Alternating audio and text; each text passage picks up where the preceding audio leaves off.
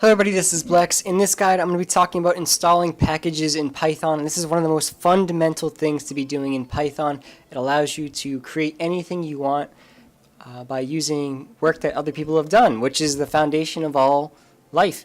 So let's get started here. So in Anaconda, you have a bunch of packages that are already available, like Pandas, like NumPy, and as you can see, we can go ahead and import those in no problem. But when I try to import TensorFlow or PyDub, I get these error messages, I should say. And the reason for that is because I don't have them installed. So let's go ahead and pop open an Anaconda prompt.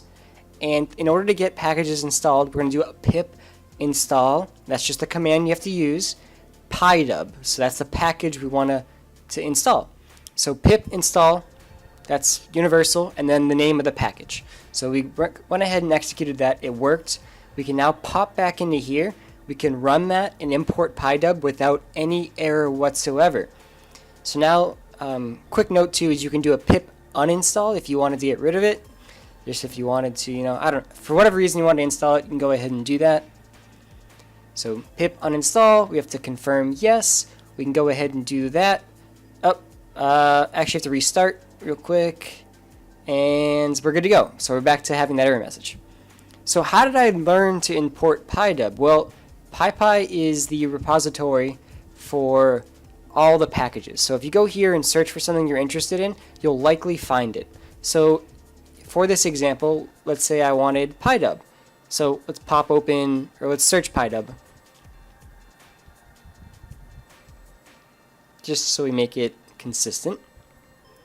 We can search PyDub, and it's the first one that pops up.